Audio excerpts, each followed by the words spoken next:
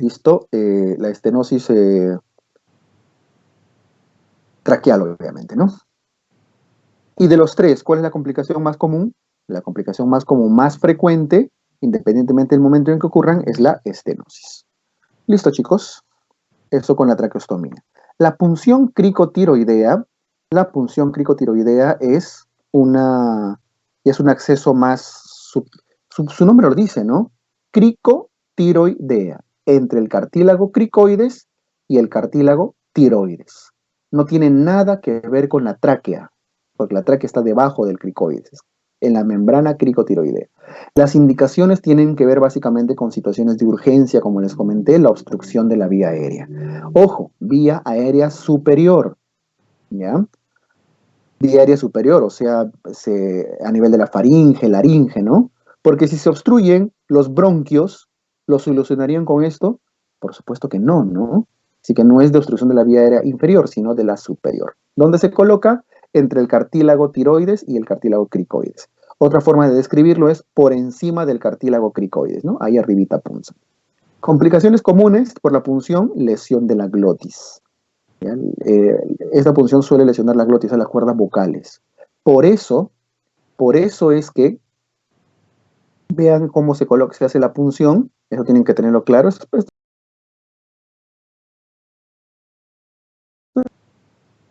inclinación de 45 grados en dirección hacia el tórax, ¿no?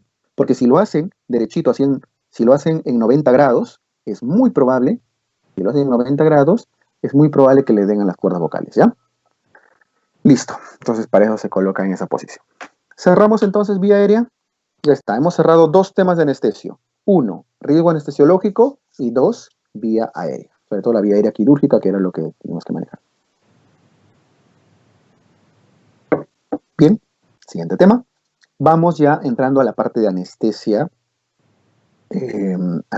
tipo de anestesia, ¿ok? A ver.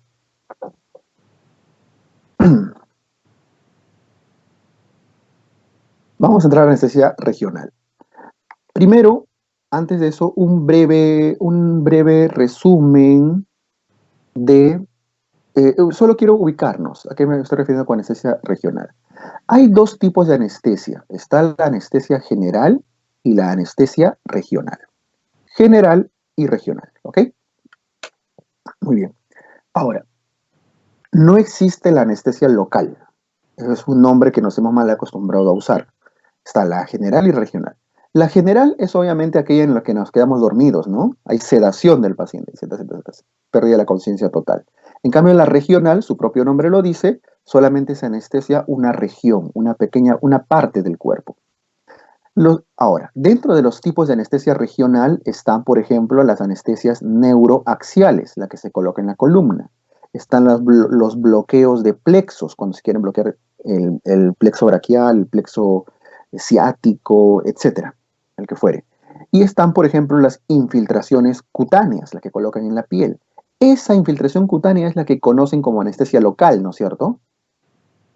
Pero no es el nombre apropiado. Por supuesto que si les preguntan por anestesia local se está refiriendo a eso, ¿no? Pero no existe la anestesia local como término en sí. Es una anestesia regional, ¿ya? Ahora, la neuroaxial puede ser extradural o intradural dependiendo si punzan o no la dura madre. En todos estos casos de anestesia regional, ya sea en la columna, intradural, extradural, ya sea que quieran bloquear el plexo braquial, las infiltraciones cutáneas y todo, ¿qué fármacos usan? Anestésicos locales. Anestésicos locales, ¿ya? Entonces, el término anestésico local es un grupo farmacológico, lidocaína, bupivacaína, procaína, etcétera, lo que vayan a usar. Anestésico local se refiere a un grupo farmacológico, no al tipo de anestesia, ¿ok? Por supuesto que en anestesia general usan otra lista de fármacos, no sedantes, hipnóticos, relajantes, que ya lo vamos a ver. Entonces, este cuadro les estoy haciendo solo para ubicarnos a qué nos estamos refiriendo con regional y cuál es su relación con el término anestesia local o anestésicos locales, ¿ya? Listo. Solo quería ubicarnos en el punto. Entonces, la anestesia regional puede ser de dos tipos, intradural o extradural, dependiendo si punza o no la dura madre, ¿no? Si atraviesa la dura madre es intradural, si no atraviesa la dura madre es extradural. Ahora, esos términos casi nunca les preguntan, suelen venir los sinónimos. Los sinónimos. La anestesia, a la anestesia intradural que atraviesa la dura madre, también se le llama espinal o raquidia. Esto, por favor, memorícenlo porque es como más les van a preguntar, ¿ya? Espinal o raquidia. Y la extradural, que no atraviesa la dura madre, se llama peridural o epidural. Creo que está claro, ¿no? Epi o peri es porque están por fuera de la dura madre. Listo. Ahora, ¿cómo saben cuando punzan ustedes que ya sea que hayan rotado en medicina o en cirugía, algunas punciones lumbares ya han hecho, ¿no? ¿Cómo saben que están en el espacio intradural? Porque sale líquido cefalorraquídeo, pues, ¿no?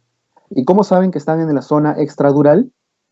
Porque ahí no sale ese líquido cefalorraquídeo. Porque hay presión negativa. El espacio extradural se caracteriza porque tiene presión negativa. Y el intradural porque sale líquido cefalorraquídeo. La zona más segura de punción es a nivel de L4, a nivel de L4 para abajo. ¿Por qué? Porque todo lo de arriba está de rojo, ¿no? La médula espinal en el adulto llega aproximadamente, puede llegar hasta L2, donde está el amarillito. L4, la letrita debería estar uno más abajo, ¿no? El amarillo es L2. La médula espinal puede llegar en el adulto hasta L2. Entonces, si ustedes punzan a nivel de L3, L2, L1 y peor, más arriba, van a lesionar la médula espinal y eso es grave, ¿no? Entonces, zona de seguridad, idealmente a nivel de L4, porque por arriba está la médula espinal. Si necesitaran ustedes bloquear raíces, por ejemplo, a este nivel, se me ocurre decirles T9, ¿qué pasa si necesitan bloqueo a ese nivel? No van a punzar ahí. ¿Qué tienen que hacer? Punzar a nivel de L4, punzan en L4 y colocan un catéter que llega hasta esa zona. Calculan la distancia, ¿no? Y ahí liberan el anestésico que necesitan. Entonces, para funciones muy superiores es preferible usar peridurales, siempre entrando a nivel de L4, que es la zona de seguridad. ¿Ok? Listo. Un detalle. Les he dicho hasta 3 veces que la médula llega hasta L2 en los adultos. En los niños, la médula espinal, sobre todo en los lactantes y recién nacidos, la médula espinal llega hasta L5. Entonces, ¿dónde punzan? Lo punzan por acá, en la parte más distal del sacro, ¿ya? A nivel de S4, S5, en el agujero del sacro que está abajo, ya cerca del anito, ahí se punza, por ahí se coloca la anestesia, se llama anestesia caudal, esa es la que le colocan a los recién nacidos, justamente para asegurar ninguna lesión a nivel de la médula, ¿ok? Listo, chicos, vamos, ¿qué más? ¿Qué fármacos se usan en la anestesia regional? En la anestesia regional se usan anestésicos locales principalmente y opiáceos. Si tuvieran que elegir entre los dos cuál usar, se suele usar más anestésicos locales. Bupi, Lido. Es más, de hecho más Bupi porque dura más tiempo, ¿no? Listo. Complicaciones comunes. Se ha movido el cuadro de abajito, ¿no? El de factores. Pero ya, no importa. Esta es la lista de complicaciones que ustedes conocen. Cuando han operado a un paciente por una hernia, por decir, y le han puesto esta anestesia, al día siguiente ustedes llegan y encuentran que su paciente está vomitando, ¿no? A veces que no puede orinar, tiene parestesias después de la cirugía, el prurito, una lista larga, cefalea a veces. Pero la complicación más importante tiene que ver con el bloqueo simpático que ejercen los anestésicos locales. El bloqueo simpático genera vasodilatación, genera hipotensión. Esta es la complicación más importante. Y una hipotensión tan severa muchas veces, ¿ok? Listo, lo voy a resaltar porque esa es probablemente la pregunta más común de este tema. La hipotensión viene a ser la complicación más importante de la anestesia regional, ¿ok? Listo, también puede generar bradicardia, también puede generar depresión respiratoria, etc. Pero la hipotensión es lo más común. Bien, por eso las contraindicaciones tienen que ver, de todas las contraindicaciones que tienen la lista, resalto lo más importante, la hipovolemia es la más importante, la más común. ¿Por qué? Porque si un paciente entra hipovolémico, la hipotensión va a ser mucho más severa. ¿Ya? Una contraindicación muy, muy importante. Y otra importante es esta de acá, aunque les parezca sencillo, que el paciente no quiera. ¿Ya? Si viene una pregunta que dice, ¿cuál de las siguientes es una contraindicación absoluta para anestesia regional? y no está la hipovolemia, busquen rechazo del paciente. Esa debe ser. Si el paciente no quiere y no les ha firmado su autorización, ni se les ocurra punzarle la espaldita. Bien. Otra pregunta común en este tema es que les pueden preguntar, ¿cuál es una condición básica para colocar una anestesia regional a un paciente? Que esté bien hidratado, ¿no? Con buena volemia. Son dos formas de enfocar la pregunta. Contraindicaciones relativas, desconocimiento del tiempo de duración de la cirugía. Esto probablemente ustedes ya se hayan dado cuenta, ¿no? ¿Qué pasa? Cuando, no sé si cuando han terminado su rotación de cirugía, bueno, no la han terminado, ¿no? Los que, pero ya en sus los últimos días de marzo, eh, había una apendicitis y les querían dar, por decir, su R1, su R2, su R3, le dicen, ya que opere el interno, la cara que ponía el anestesiólogo, ¿no? La cara, uy, dije, ya fui, porque probablemente va a ser más larga la cirugía, seguramente, y decía, uy, la cirugía va a ser muy larga, mejor hubiera puesto anestesia general.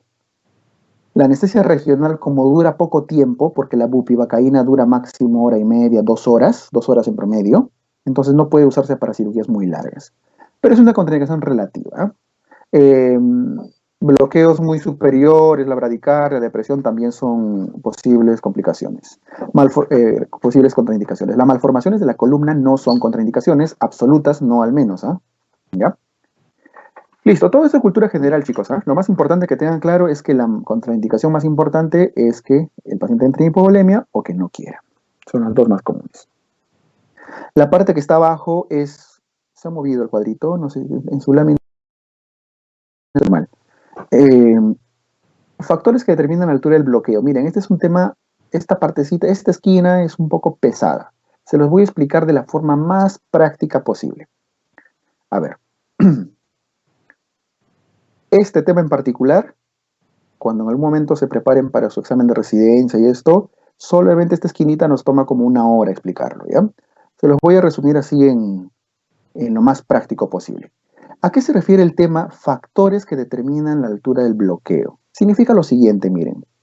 Ustedes quieren bloquear, por decir, van a hacer una cirugía del miembro inferior y quieren bloquear las raíces de L3, L4. Por poner un ejemplo, ¿ya? Ustedes inyectan su anestesia, ya sea intradural o extradural, y por ejemplo quieren bloquear esa raíz. Ustedes quieren que el fármaco se quede la mayor cantidad de tiempo bloqueando esa zona, ¿cierto? ¿Sí? ¿Por qué? Porque el líquido cefalorraquídeo tiene movimiento, y este fármaco, en la dosis que ustedes inyectan acá, podría movilizarse a partes muy proximales o a partes muy distales. Eso tiene un problema. Si el fármaco se diluye, hay dos problemas. Primero, que pierden potencia analgésica a ese nivel y les va a empezar a doler porque se está diluyendo, ¿no es cierto? El efecto en esa raíz. Y el segundo efecto es que si el fármaco se dirige, se moviliza en dirección proximal, puede intoxicar el sistema nervioso central. ¿Está claro? ¿Alison, se entiende? Sí. Ya está. Entonces nosotros queremos que el fármaco se quede la mayor cantidad de tiempo ahí bloqueando esa raíz. Por lo tanto, ¿qué factores determinan que el fármaco se movilice o no se movilice? A eso se refiere, la posición del paciente. No sé si se han dado cuenta ustedes en cirugía, los que ya han entrado a sala, que a cada rato Trendelenburg, SAI derecho, SAI izquierdo, Fowler, el cirujano peleando con el anestesiólogo por la posición, etcétera, ¿verdad? Porque de repente el anestesiólogo le colocó su anestesia acá y el cirujano primero que le pide de espaldas, luego le pide boca abajo, luego le inclina, Fowler, tren, moviéndolo a cada rato. Eso moviliza el fármaco y hace que la anestesia no sea tan efectiva. ¿Ok? El peso del paciente, la talla, la anatomía de la columna, características del líquido. Pero, para ser práctico esto, el factor más importante que determina esa movilización es la posición del paciente. ¿Ya? La posición es el factor más importante de que moviliza esto, el fármaco. Ahora, es irreal que pensemos que el paciente va a estar en la misma posición toda la cirugía, ¿no es cierto? Ustedes cuando han operado vesículas, apéndices, las posiciones paran cambiando, es dinámico. Entonces, para que la posición no sea un factor que movilice el fármaco, entonces ahí entra el tema de las características del fármaco, la varicidad, el peso específico, la densidad. Solamente quiero hacerles un esquema muy sencillo para que entiendan esta parte. Química de tercero secundaria, ¿ya? Existen 3 vasos con líquido cefalorraquídeo, ¿no? Líquido cefalorraquídeo en los 3 vasos, ¿ah? Ustedes ponen un anestésico de que tenga más densidad, más peso específico que el líquido cefalorraquídeo. ¿Va a flotar o se va a decantar, se va a hundir? Si tiene más peso específico, por supuesto que se va a hundir, ¿no es cierto? Entonces los fármacos hiperbáricos, hiperdensos, se hunden, se hunden. Los fármacos hipodensos, que tengan menor densidad, menor varicidad que el líquido cefalorraquídeo, flotan, ¿verdad? En ambos casos tienden a movilizarse ya sea hacia arriba o hacia abajo. Entonces, para evitar que un fármaco, que una sustancia, que un soluto se movilice y se distribuya adecuadamente y se quede en el mismo lugar, tiene que ser isodenso, tener la misma densidad o el mismo peso específico que el líquido cefalorraquídeo en este caso. ¿Se entiende, Brenda? A ver, si alguien me dice que no, yo lo repito, ¿ah? Brenda, ¿estamos bien? Listo. Entonces, los fármacos isodensos se refieren a ese grupo farmacológico en el cual el contenido, el fármaco que están usando, en este caso el anestésico local, no se moviliza o se moviliza de forma mínima. Significa que por más que lo pongan al paciente de cabeza, ese fármaco va a estar en ese lugar la mayor cantidad de tiempo. ¿Estamos bien? ¿Y quiénes son esos fármacos isodensos? La lidocaína al 2%, la bupivacaína al 0.5%. Si se dan cuenta, son justamente los 2 fármacos que ustedes más usan para suturar la piel, ¿no? Sobre todo la lido. ¿Y por qué lo venden al 2%? Justamente porque es isodenso. ¿Ya? Listo. Entonces, si eso se entiende, solo hay 2 palabras, 2 palabritas que tienen que acordarse de esta parte. Primero, que la posición es un factor que influye. Y segundo, que lo otro es las características del fármaco. Y el mejor en el sentido de tener menos complicaciones respecto a la posición, es aquellos que hagan isodensidad. Y ahí están Lido el 2% y Bupi el 0.5% que estuvimos conversando, ¿no? Otros factores ya de cultura general, sitio de la inyección, la dirección de la agujita, y eso es floro, ¿ya? Acuérdense esas dos palabras. Posición del paciente e isodensidad, isomericidad. Listo. En algún momento hablaremos un poco más de la parte ya cuando se usan los demás fármacos y esto. No corresponde ahorita. Bien, entonces, ¿qué tienen que tener en claro? Esto de acá. Les digo así una pregunta que vino en el examen de residentado 2019, así para ser especialista, ¿eh? La pregunta se los escribo acá abajo, para que se rían y digan por qué estudio tanto. La anestesia espinal es una anestesia, 2 puntos. Clave A, la anestesia espinal es una anestesia clave A, podálica. Estoy inventándome las alternativas, ¿ya? Podálica, gástrica, C, regional. La anestesia espinal es una anestesia regional, ¿no? O sea, una pregunta monce, pero por todos lados. Otra pregunta, así que eso suele venir, ¿eh? Con frecuencia, ¿qué tipo de anestesia? Otra cosa, este tema de acá, la relación de la hipotensión y la hipovolemia, ¿ya?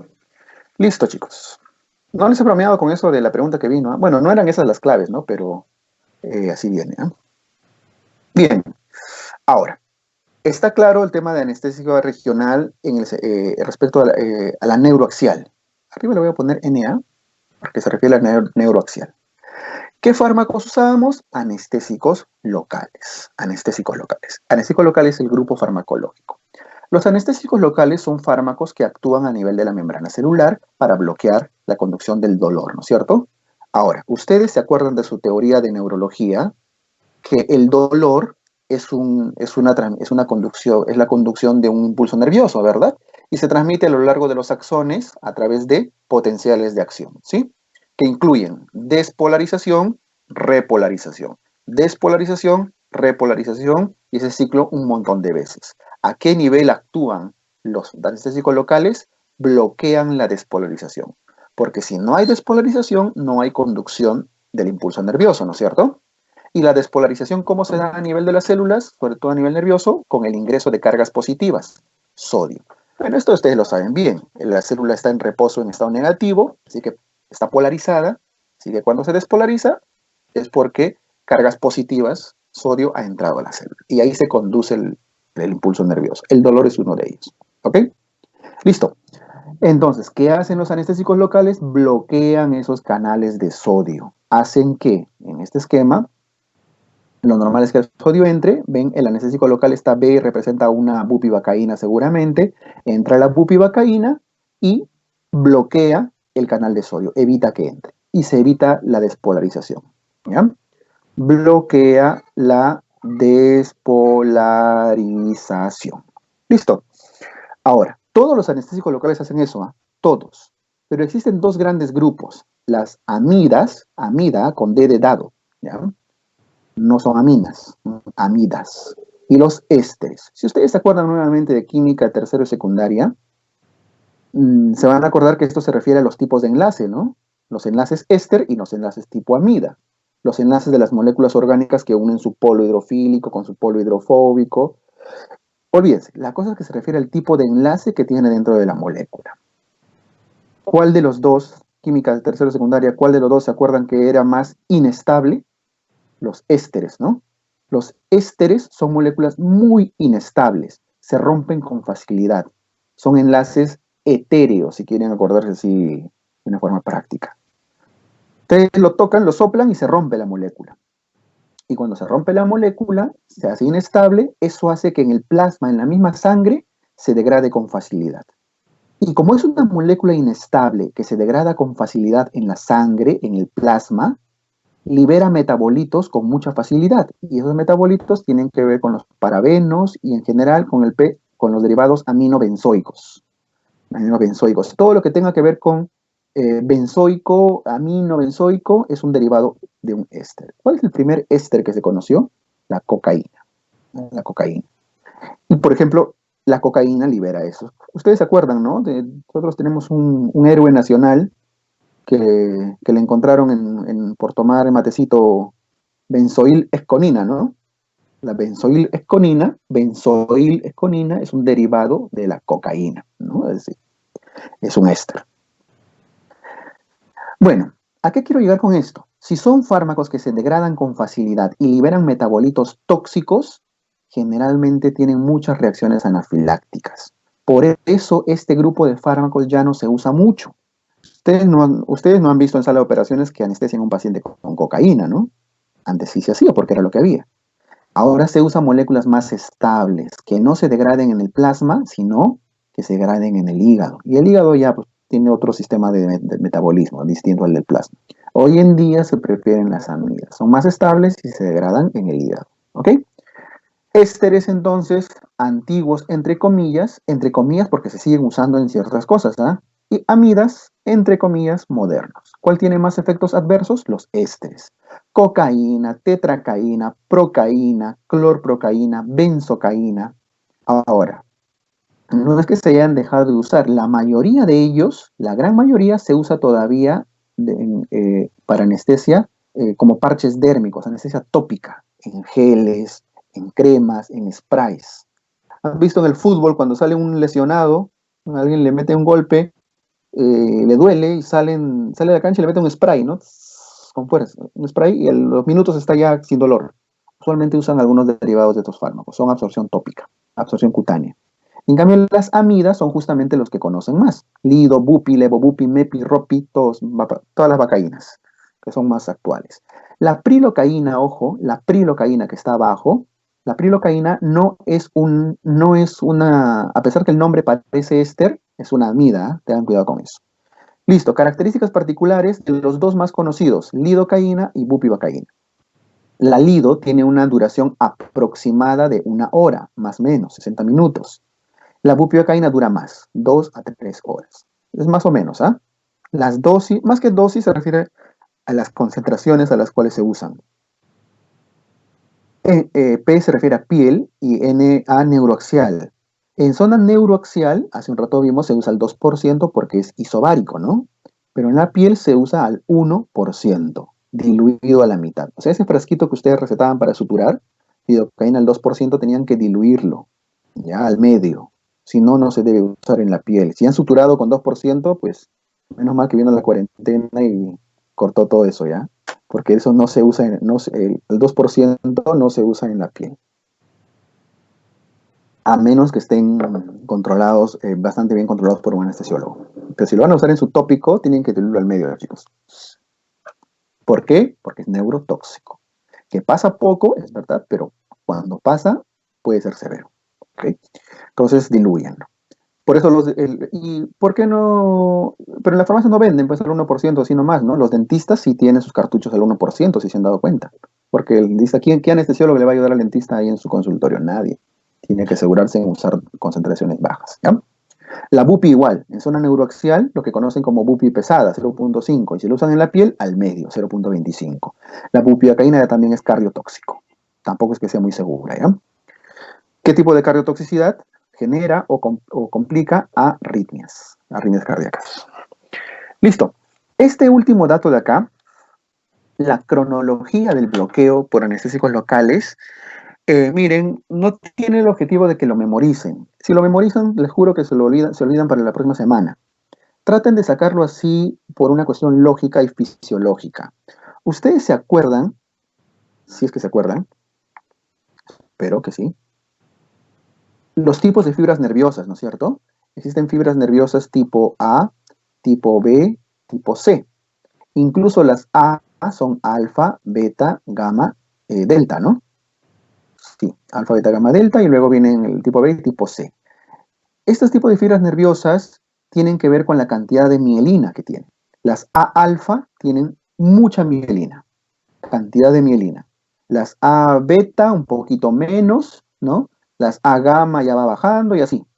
Hasta que en algún momento las B tienen un poquito y las C incluso casi son sin mielina. ¿Por qué era importante la mielina? Porque hace que la conducción nerviosa sea más rápida y más específica, ¿no es cierto? Cuando ustedes inyectan anestésico local en una persona, las primeras fibras que se van a bloquear son las que menos mielina tengan. Primera, segunda, tercera, cuarta, y las últimas en bloquearse son las que más mielina tienen. Significa que las últimas en bloquearse son las A-alfa, las motoneuronas, ¿ya? Las fibras nerviosas que tienen más mielina son las motoneuronas. Y las que menos mielina tienen, las B y C, son las de las fibras simpáticas, sobre todo. Las fibras nerviosas simpáticas son poco mielinizadas. Ahora, ¿qué tiene que ver esto? Porque los efectos de los anestésicos locales justamente van en relación a eso. Todos ustedes han ido al dentista alguna vez, ¿no?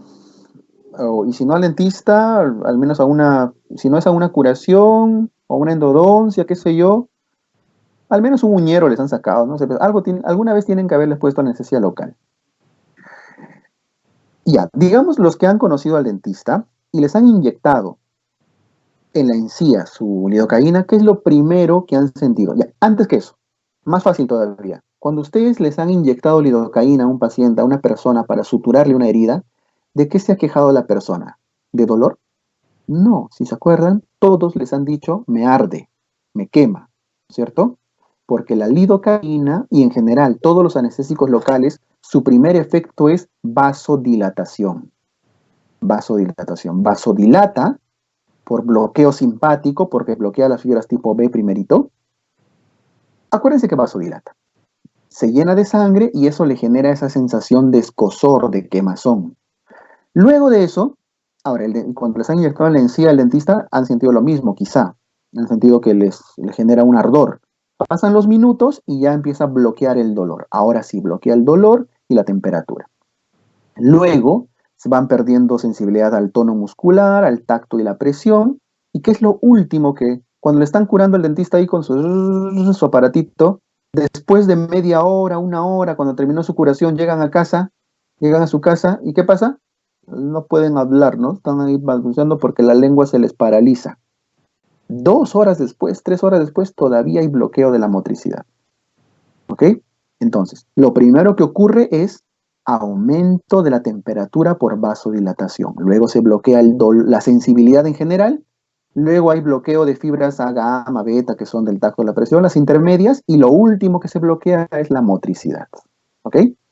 Ojo que la pérdida de la motricidad, y los que se han hecho una endodoncia saben que eso les ha durado horas para poder volver a mover la lengua, los labios, ¿no? Dura horas. Eso tengan cuidado, porque arriba les he puesto que la lidocaína dura 60 minutos. Pero ojo, 60 minutos de bloqueo anestésico, pérdida de bloqueo del dolor, porque sus otros efectos pueden durar muchas más horas. En el examen, el 100% de veces siempre han preguntado, aunque no lo dice, siempre se refiere a eso, al bloqueo del dolor, ¿ya? Porque la bupivacaína bloquea el dolor 2 horas, pero su efecto puede durar hasta 8 horas, como bloqueo de la motricidad. Entonces, ténganlo en cuenta. Creo que la cronología del bloqueo está fácil si lo hacen con analogía, ¿no? Y ahí, si pueden memorizar el tipo de fibras, podría ser, pero no, a estas alturas todavía no es, se van a olvidar. Acuérdense más la parte lógica. Listo, chicos, así funcionan los anestésicos locales, son tóxicos también.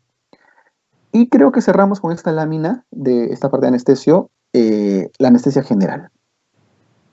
A ver, 30 segundos, ¿ya? 30 segundos porque esto necesita un poquito de concentración. A ver, 30 segunditos. Como que Daniel y Chewbacca también descansan un poquito ahí.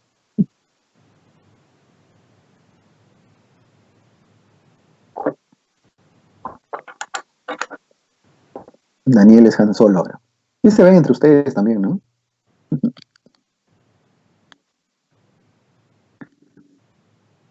A ver, muchachos.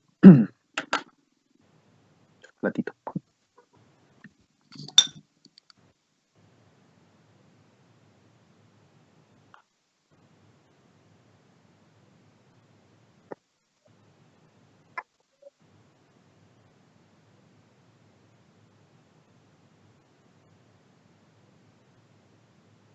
Bien.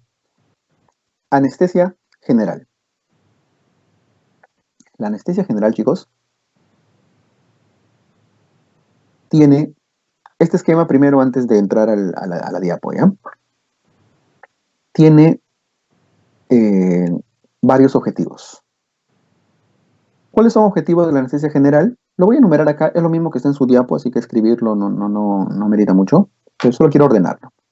Para empezar, que tienen que estar sedados, ¿no es cierto? Tienen que estar hipnotizados durante la cirugía, o sea, totalmente dormidos. Tienen que tener pérdida de la conciencia. Nadie quiere estar consciente mientras les abren el pecho, ¿no?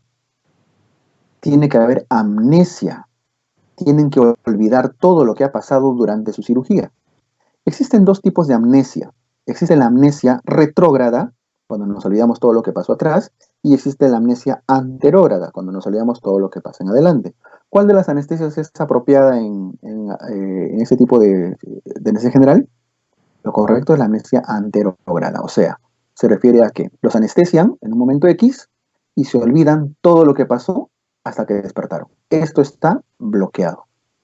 Porque si se olvidan todo lo que pasó atrás, eso es retrógrada, ¿no?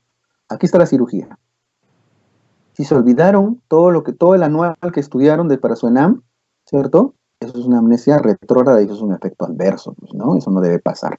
Lo correcto es la amnesia anterógrada. Ahora, ¿qué tipo de amnésico anterógrado ustedes conocen y lo consumen con frecuencia? El alcohol, ¿no? El alcohol, cuando hace efecto, el efecto que tiene que hacer, te despiertan un día y dicen, ¿cómo llegué acá? ¿Cierto? No saben ni cómo llegaron a su casa, no saben ni quién los llevó, ni qué hicieron. Despiertan, voltean su cara y dicen, ¿tú quién eres? ¿No? Eso es una amnesia anterógrada. Ese es el efecto de los anestésicos, del midazolam, por ejemplo. ¿Ok? ¿Qué más? Además de todo esto, tiene que haber relajación neuromuscular. Todos los músculos tienen que estar relajados para que puedan operar y tiene que haber analgesia, por supuesto, no debe doler. Entre otros efectos, ¿ya? Para conseguir estos efectos se consiguen con 3 grupos de fármacos. La sedación, la hipnosis, la pérdida de conciencia y la amnesia lo consiguen con hipnóticos, con fármacos hipnóticos. La relajación neuromuscular, obviamente con relajantes neuromusculares, con bloqueadores de la placa motora, ¿sí? y la analgesia lo consiguen con opiáceos principalmente, ¿ya? Tienen que ser opiáceos, no van a usar AINES, ¿no? No van a operar una pelvis fracturada con un Panadol, ¿no? Tienen que operar con opiáceos de alta potencia. Entonces, toda anestesia general combina en mayor o menor dosis estos tres grupos de fármacos. ¿Qué cosa se usaba, se acuerdan, hace un rato que dijimos en anestesia general? Anestésicos locales y punto, ¿no? A veces lo mezclaban con opiáceos. En la anestesia general sí tienen que combinar estos tres grupos farmacológicos. Si existiera un fármaco X, si existiera, que diera hipnosis, bloqueara la placa motora para relajar, aliviar el dolor, sería el fármaco ideal, pero no existe. Algunos combinan hasta dos efectos, pero de forma muy leve. Así que, caballero, tienen que mezclar tres grupos de fármacos, generalmente la anestesia general. ¿Ya? Listo, ese es un concepto. Segundo concepto. Segundo concepto. Le voy a pasar a pantalla negra. Sorry, no importa. Segundo concepto, el bloqueo de la... Uy, ¿qué hice? Segundo concepto, el bloqueo, la anestesia general tiene tres etapas. Se me va la pantalla. Lo voy a hacer acá abajo, ¿ya? Tiene tres etapas. Tiene la inducción, es como el vuelo de un avión, ¿no? Tiene la inducción, tiene el mantenimiento y tiene el despertar. Es como el despegue, el vuelo y el aterrizaje. ¿Cuál es el momento donde hay la mayor cantidad de muertes? En la inducción. Pregunta de examen, ¿no? La inducción de la anestesia es como el despegue del avión, es el momento más crítico de todos. Luego que ya el avión está arriba, todo el mundo se quita su cinturón, van al baño, comen, chupan, todo, se relajan, ¿no? No pasa nada. Y luego el siguiente momento donde tienen que abrocharse los cinturones es en el despertar. Pero el periodo más crítico de más muertes es el primero. Listo, entonces la anestesia general, ahí tienen los objetivos, lo mismo que hemos puesto arriba, los fármacos que usan para conseguir ese efecto y sus problemas, ¿no? Produce depresión respiratoria, abolición de reflejos, etc. ¿Cuál es la causa por la que más mueren? Por esto de acá, por depresión respiratoria, ¿ya? ¿En qué momento? Lo que les acabo de decir, en la inducción, en el despegue del avión. ¿Ok? Muy bien. ¿Y cuáles son esos fármacos que se usan acá? Miren, esto no pretende ser una clase de farmacología o nada por el estilo, ¿ya? Así que no se estresen con esto. Vamos a ver básicamente los principales fármacos que se usan y los efectos y características que tienen. Ahí están los tres grupos. Se combinan hipnóticos con relajantes neuromusculares con analgésicos, ¿cierto? Los tres grupos farmacológicos que usan para conseguir esos efectos. Los hipnóticos pueden ser de dos tipos, inhalatorios o intravenosos. Y el inhalatorio más común, más usado, es el sevoflurano, que conocen como Sevorane de repente, ¿no? El Sevorane es la marca. Sevoflurano es el genérico. Es un fármaco del grupo halógeno. Es un halogenado derivado del flúor. Ustedes recuerden que existen varios halogenados, ¿no? En su tabla periódica, ¿se acuerdan? Su Mendeleev, eso de colegio. En la columna de halogenados, ¿quiénes estaban? El flúor, el bromo, el cloro, ya no me acuerdo qué más. Pero el flúor es, digamos, el más importante de estos. Son fármacos relativamente seguros que se dan en forma de gas, por eso son inhalatorios, a través de una mascarilla, que se coloca en mascarilla, pues, ¿no? En la carita, y lo absorben en forma de gas. Duran bastante rápido. Su tiempo de duración, la duración del efecto es aproximadamente unos 3 minutos, 3 a 5 minutos, no dura mucho. Y casi no suele tener complicaciones. Dentro de sus pocas complicaciones están las náuseas, los vómitos y podrían tener cierto grado de hepatotoxicidad, ¿ya? Pero en general son fármacos relativamente seguros. Solamente que al ser gases no es un efecto tan potente, pues, ¿no? El paciente puede despertar con facilidad en cualquier momento. Entonces, los hipnóticos que más se usan para la inducción suelen ser los intravenosos, porque son más potentes, ¿no? Los grupos más usados son las benzodiazepinas, el midazolam es el más conocido, el propofol, la ketamina. Se usaban barbitúricos, de hecho todavía se suelen usar, pero ya están quedando de lado. Vamos a priorizar esos tres que son los que más se usan hoy en día, ¿ya? Ahora, Mire, todos son hipnóticos, ¿ya? Les voy a poner, todos son hipnóticos. Hipnótico, hipnótico, hipnótico, porque estamos en el capítulo de hipnóticos, ¿no? Hipnótico positivo, hipnótico positivo, hipnótico positivo. Pero algunos podrían tener algún efecto adicional. Voy a empezar con la ketamina. ¿Se acuerdan cuáles eran los 3 efectos que tenía que tener un fármaco ideal? Hipnosis, relajación y analgesia, ¿no es cierto? Hipnosis, relajación y analgesia. Hipnosis, relajación y analgesia. Ya. La ketamina, empiezo abajo. La ketamina es un hipnótico, no es relajante neuromuscular, no tiene efecto relajante, pero sí tiene efecto analgésico. ¿Por qué la ketamina tiene efecto analgésico, alivia el dolor? Porque actúa a nivel de receptores mu, receptores opiáceos tipo mu, que son el mismo receptor donde actúa la morfina. No tiene la potencia de una morfina, pero es útil. No es el fármaco ideal porque no genera relajación neuromuscular, ¿ya? El propofol es hipnótico positivo, no es relajante neuromuscular y no da analgesia, solamente sirve para dormir, ¿ok? El midazolam es un hipnótico, ¿es un relajante neuromuscular? Por supuesto, lo usan ustedes hasta para crisis convulsivas, ¿no? Positivo, pero no alivia el dolor. Si se dan cuenta, ninguno de ellos tiene un efecto completo que tenga las 3 características. Ese esquemita que les he hecho les va a ser bastante útil porque sí se los pueden preguntar, ya es lo más básico que tienen que conocer de estos hipnóticos. Ahora, características especiales y complicaciones a los que lleva. Esto es más importante todavía, lo voy a poner de azul. La ketamina, estoy empezando por ketamina, por abajo. La ketamina es un inotrópico positivo, estimula la fuerza de contractilidad del corazón, estimula la frecuencia cardíaca, hace que el corazón lata más rápido y con más fuerza, ¿ok? Y además eleva la presión intracraneana, eleva la presión intraocular. Si se dan cuenta es un estimulador, ¿no? Eleva la frecuencia cardíaca, eleva la presión arterial, eleva la presión intracraneana, eleva la presión intraocular.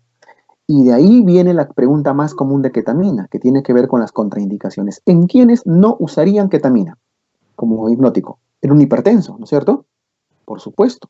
En un paciente que ya viene con presión intracraneana elevada. ¿Quién más? En un paciente con glaucoma. Entonces, en ellos hay que tener cuidado y esa sí sería una pregunta muy, muy posible. El propofol ya también es todo lo contrario a la ketamina. El propofol es un depresor del miocardio. Disminuye la fuerza de contractilidad, disminuye la presión intracraneana. ¿Ok? El propofol ya también, esto reduce la fuerza y la contractilidad del corazón. Siempre no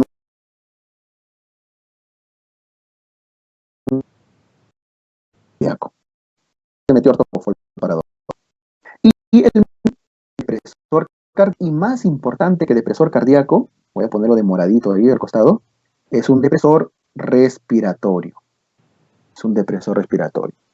¿Por qué mueren los pacientes con midazolam? Por depresión respiratoria, paro respiratorio. ¿Por qué mueren los pacientes con propofol? Por depresión cardíaca. ¿Y por qué mueren? Por ketamina, usualmente porque era hipertenso y le subieron más la presión, ¿no? Por ejemplo. Entonces, si conocen sus complicaciones, van a conocer bien las contraindicaciones. Estas son de las más sencillas. Dato adicional, ya para cerrar esta parte de hipnóticos. La ketamina, además de todos los efectos que tiene, lo voy a poner a la izquierda, ya por el espacio, tiene un efecto disociativo del estado nervioso. La ketamina les genera crisis de pánico, de angustia. Ustedes cuando terminan una cirugía y ven que el paciente despierta gritando, queriendo pegarle a todo el mundo, seguramente usaron ketamina. ¿Ya? Listo. Esto es con los hipnóticos. ¿Cuál es mejor? ¿Cuál de todos estos será mejor? Ninguno. Ninguno es mejor. Depende en quién lo van a usar, qué comorbilidades tenga. Y al final, en realidad se usa un poquito de cada uno, ¿ya? Un coctelito con un poquito para tener buen efecto hipnótico y mínimos efectos adversos. Listo. Depende del paciente. Relajantes neuromusculares, esto es neuro. Neuro, ustedes saben que hay bloqueadores despolarizantes, bloqueadores no despolarizantes, ¿no? El bloqueador despolarizante por excelencia, el más conocido es la succinilcolina. La succinilcolina se usa principalmente para la intubación. para la intubación. Lo que pasa es que su efecto dura muy poquito, dura aproximadamente 5 minutos. Y esos 5 minutos bastan para relajar a un paciente y poder intubarlo. Después no se recomienda usarlo más tiempo porque trae algunos efectos adversos. Y de todas sus complicaciones, la más peligrosa es la hipertermia maligna. La hipertermia maligna. ¿Ok? Muy bien. La hipertermia maligna. ¿Saben lo que es la hipertermia maligna? ¿Lo explico? Víctor, ¿explicamos? ¿Sí? ¿No? Sí. ¿Sí sabes o sí explico?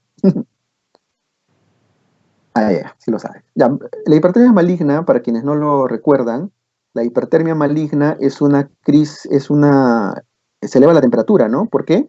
Se lo recuerdo rapidito, porque eso lo conocen de neuro. Bueno, es una célula muscular, ¿ya? No es un músculo redondo, por supuesto. En la célula muscular entra el sodio a la despolarización, luego del estímulo nervioso, ¿no es cierto? El sodio se despolariza la membrana, se activan los segundos mensajeros, los segundos mensajeros que van al retículo sarcoplasmático. En el retículo sarcoplasmático hay unos receptores que reciben a los mensajeros, se activan y hacen que se libere el calcio, ¿no es cierto? Ordenan la liberación de calcio para que el calcio se una a las fibras de actina-miosina para generar la contracción muscular, ¿verdad? Eso es finalmente el mini resumen de la placa motora. Despolarización, mensajeros, activación del retículo sarcoplasmático, liberación de calcio, contracción, actina-miosina. En la hipertermia maligna lo que hay es una alteración de este receptor de acá, el receptor de rianodina. El receptor de rianodina del retículo sarcoplasmático está alterado por un problema ya genético. Entonces, cuando hay un estímulo farmacológico, y ese estímulo suele ser la succinilcolina, hay una liberación de calcio, pero una liberación descontrolada de calcio. El receptor alterado hace que se libere calcio, pero en formas desproporcionadas, y ese calcio no tiene otro lugar que ir que a las uniones actina-miosina. Entonces empieza a haber contracciones, pero un montón de contracciones de las fibras de actina-miosina. La contracción de estas fibras consume ATP, el ATP se convierte en ADP, ¿cierto? Y ese consumo de ATP que genera liberación de calor. ¿Estamos? Es una liberación de calor no por interleuquinas, que es por los procesos inflamatorios, sino por hipercontracción muscular. Y eso genera aumento de la temperatura. Eso no lo van a bajar con un Panadol, ¿no? El antídoto de eso es el dantroleno. Bueno, ¿para qué hemos recordado esto? Para recordar que esto es un problema genético y es estimulado sobre todo por la succinilcolina. Es un efecto muy mortal. Bueno, esa es una de las razones por las que ya no se usan bloqueadores despolarizantes, se prefieren usar bloqueadores no despolarizantes, que son los rocuronio, becuronio, pancuronio, que son los que más conocen probablemente. ¿Okay? Becuronio y pancuronio son de corta duración. Corta duración, o sea, aproximadamente 30 minutos. Y el pancuronio, su nombre dice pan, todo, es más largo. Es de larga duración que dura aproximadamente 60 minutos, una hora. Que en anestesia es bastante, porque puede llevar a la muerte a un paciente. ¿Ok? Listo. Se prefieren usar hoy en día los no despolarizantes, ¿ya? Y de los analgésicos existen los AINES, existen los opioides. Obviamente, para la cirugía, para el acto quirúrgico, usamos opioides, ¿no? Ustedes saben que existen opioides de baja potencia. ¿Cuáles son los opioides de baja potencia? El tramadol, la codeína. Y existen opioides de alta potencia. ¿Cuáles son? Derivados de la morfina. Morfina, fentanilo, remifentanilo, metadona, oxicodona, petidina, etcétera, ¿no? Todos los que conocen. Los más usados en cirugía son, en el acto quirúrgico, son el fentanilo y el remifentanilo, que son hasta 80 a 100 veces más potentes que la morfina. No me estoy equivocando, ¿eh? Que 80 veces más potente que la morfina, sí, como efecto analgésico. Son mucho más potentes que la morfina, por eso son los que más se usan. Así está en su Goodman, ¿no? Bien, por eso son los que más se usan, pero así como alivian el dolor, muy bien, tienen un gran problema. ¿Por qué mueren los pacientes con opioides? Por depresión respiratoria, ¿ya? Los AINES son usados sobre todo para el postoperatorio, incluyendo el ketorolaco, ketoprofeno, el metamizol, todos ellos son más para el postoperatorio. Listo. Finalmente, de la adecuada combinación de todos ellos es que podemos generar una buena anestesia. ¿Ya? Muy bien, chicos. Entonces, con esto terminamos el repaso de anestesio. Espero que les haya servido. Vamos a descansar 5 minutos, ¿ya? Una vueltita y hacemos plástica, que es mucho más cortito.